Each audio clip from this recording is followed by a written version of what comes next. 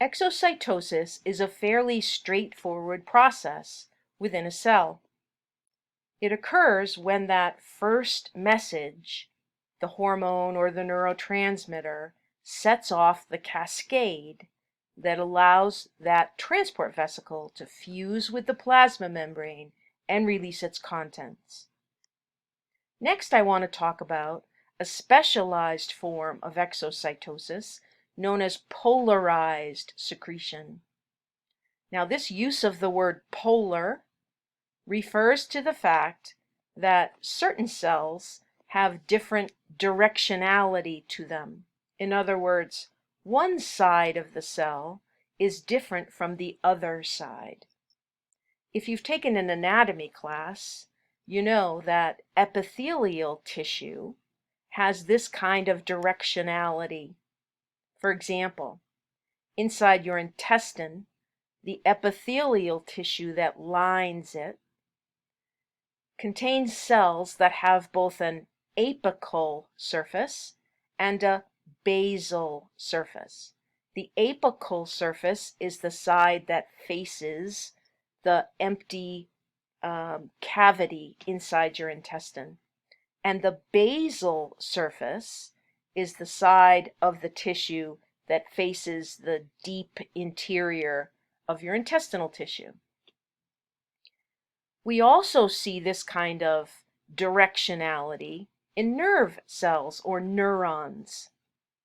We can describe what we refer to as pre-synaptic membrane and post-synaptic membrane.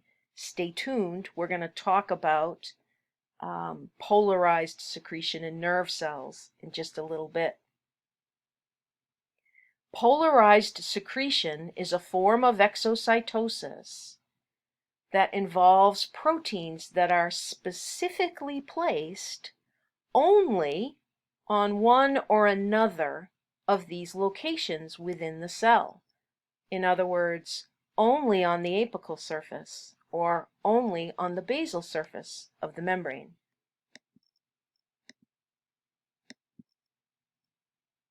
Let's take a look at the images on this slide. On the left-hand side, you're looking at an electron microscope image of intestinal epithelium. This is a transmission EM image, so we're looking at the interior anatomy of two side-by-side intestinal epithelial cells. You can see the division between the two cells right here. You can see lots of organelles inside of these cells. And the other thing you can see is the apical surface. Remember that intestinal epithelial cells have this marvelous microvilli formation on their apical surface. They have all these little fingers of membrane that reach into the lumen or the cavity of your intestine, so that there's lots and lots of surface area of membrane that allows nutrients to be absorbed out of the food that passes through your intestine. This is the apical surface, or the side that faces the cavity or the empty space. The basal surface is out of our view. It's on the side of these cells that face the deeper tissue. Now take a look at the drawing on the right-hand side of the slide. This drawing represents the very end point of the axon of a neuron. Inside that axon, you're looking at vesicles, and these vesicles happen to be full of neurotransmitter, the kind of chemical that serves as a messenger in the nervous system. So the cell body of this neuron would be way up here out of our view. And as you remember from previous courses perhaps, there is one long membrane extension that comes off of that cell body called an axon. And at the end of the axon, there's a swelling, or what we call a terminal bulb in the membrane. This axon this terminal bulb, is going to come up close to another membrane, either another neuron or muscle cells or glandular cells. It depends. It depends on where in the body we are. In this case, you can see that these transport vesicles have all arrived down into this terminal bulb, and they are coming to the membrane, fusing with it, and releasing the neurotransmitter into this space between the two membranes, or what we call a synapse. Those neurotransmitter molecules are traveling across that space, that synapse, and binding to receptors on the other membrane, causing something to happen again. This is a form of polarized exocytosis. In order for these vesicles to bind to and fuse with this membrane, we have to see that increase in calcium and the activation of kinase enzymes and the phosphorylation of protein on the outside of the vesicle and the inside of the membrane. The way this is a polarized secretion involves the fact that those specialized proteins are only found right here on the membrane. In other words, there's no protein up here that will be phosphorylated. There's no protein over here that will be phosphorylated. All of the proteins that will be involved in fusion are right here. They're polarized. They're on this surface only of the membrane of the neuron. Let's walk through the steps of polarized exocytosis. Remember, we said the very first thing that needs to happen is some message has to come down this axon and tell this neuron it's time to secrete this neurotransmitter. Now, we talked about hormones and neurotransmitters being those first messages, but in this case, what's coming down this neuron is actually an electrical signal. It's the electrical signal that is going to cause the cascading events of polarized secretion inside this neuron. It's the electrical signal that is going to cause that increase in calcium ions. The increase in calcium ions is going to cause the activation of protein kinase enzymes. Those protein kinase enzymes are then going to phosphorylate certain proteins. Now, they're going to phosphorylate proteins on the outside of the membrane surrounding these vesicles, and they're going to phosphorylate proteins on the inside of this region of the neuron membrane. That's going to allow the proteins on the vesicles and the proteins on the membrane to fuse with each other. Then there will be a rupture and a release of the neurotransmitter. That neurotransmitter is going to travel across the synapse, or the space between these two membranes, and it's going to bind to receptors on this second membrane.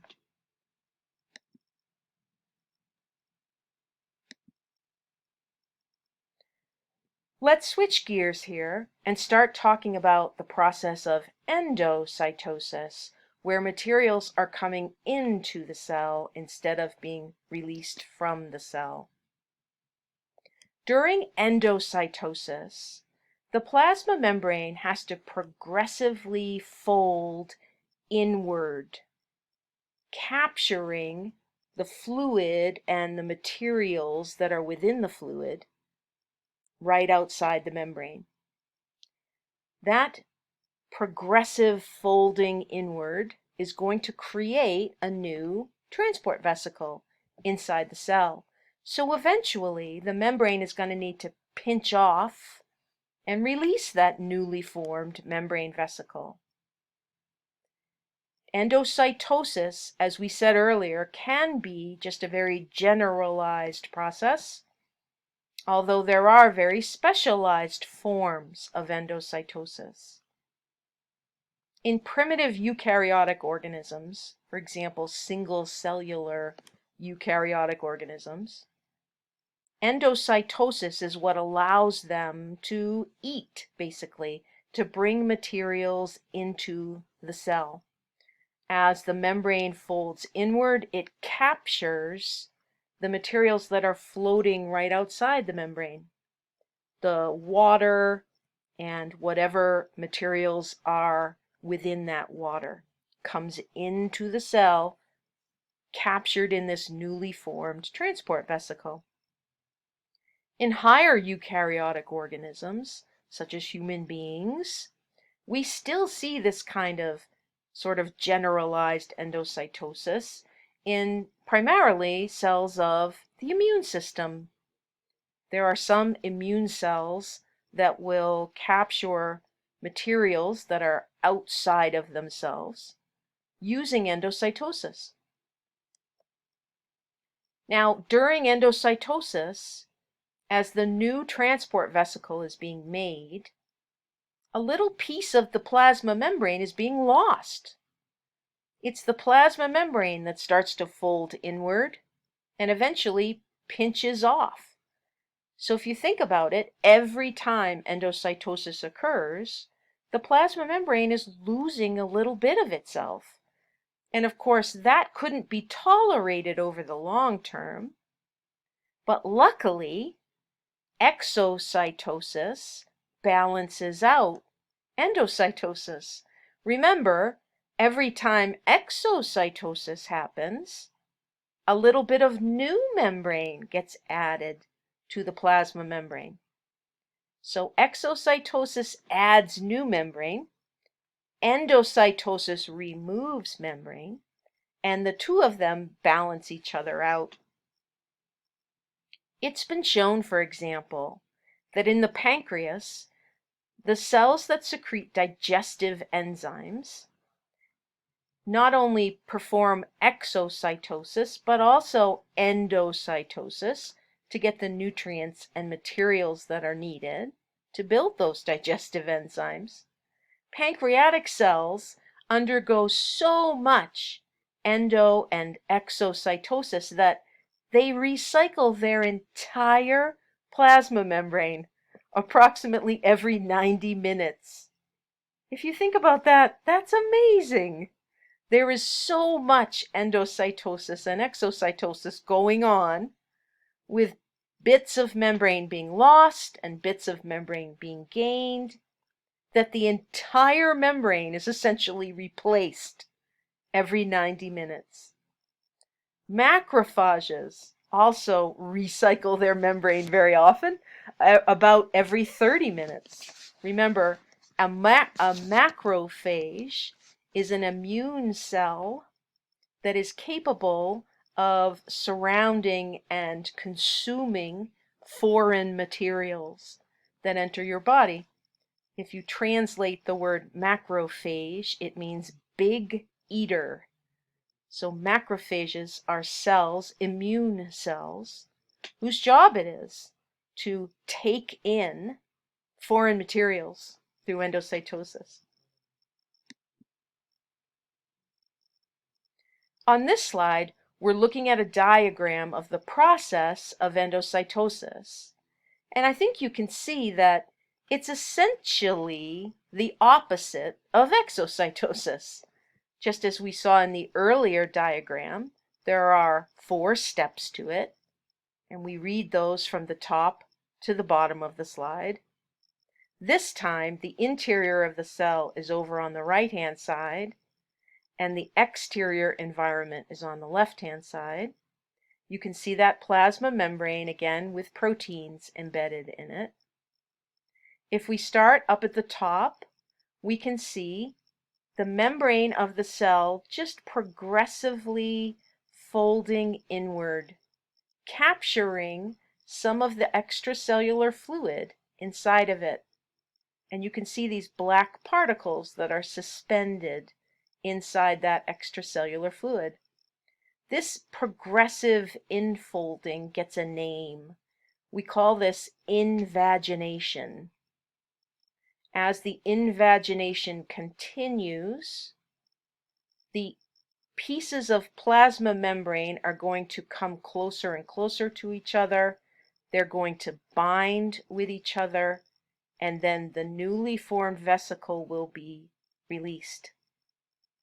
This pocket that is forming, encasing the extracellular material, will eventually meet up with the other side, closing around this newly formed pocket, and the membrane around the new vesicle will then release or separate from the plasma membrane, so that we have a new transport vesicle now that's full of material from outside the cell. This is endocytosis. Now here's where endocytosis and exocytosis diverge from each other.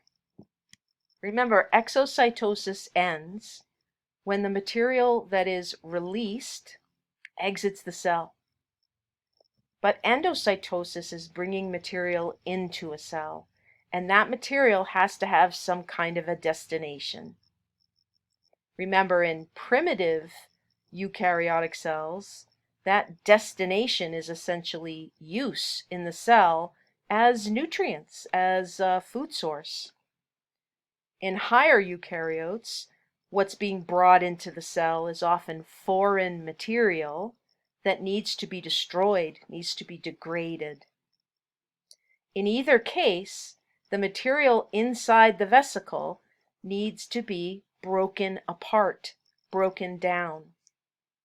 So the transport vesicle that's created through endocytosis has to come in contact with an organelle that is going to help break down the material that's just been brought into the cell. And that organelle is the early endosome that we talked about earlier in the lecture. Remember, early endosomes are going to emerge out of the trans surface of the Golgi apparatus, or what we sometimes call the TGN, the trans-Golgi network.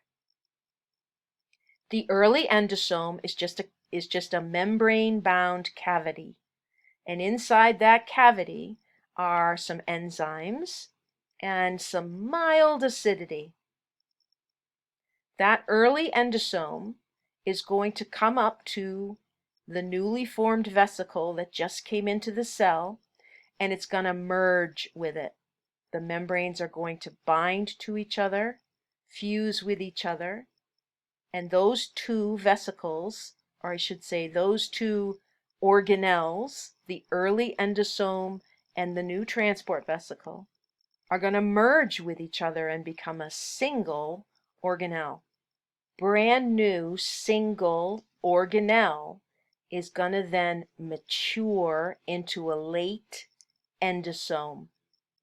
Now you might ask yourself, how does that happen? How does an early endosome and a transport vesicle come together and become a late endosome? Because as we said earlier, late endosomes are more acidic inside. Well, it turns out that the fusing event between the early endosome and the new transport vesicle, the fusing, the coming together of those two compartments, is going to activate a proton pump, an ATP-dependent pump protein. And it's referred to as a proton pump because it pumps hydrogen ions. And it's going to pump them from the outside to the inside of that new compartment. Of course, the higher the concentration of hydrogen ions, the lower the pH. So during this pumping, this active transport of hydrogen ions into this late endosome, the pH is dropping. It's going to drop from about 7, which is a neutral pH, down to about 6. By the time that newly formed organelle, that new compartment, reaches a pH of about 6, it's considered a late endosome. Now, this maturation is not done at that point. The late endosome is going to continue to mature. It's going to continue to bring hydrogen ions in from the outside using that proton pump, and we're going to see a further drop in pH until the pH reaches a low enough level, an acidic enough level, to activate the acid hydrolase enzymes. Now we're looking at a lysosome, because it's the acid hydrolase enzymes in the lysosome that are going to break apart the material inside.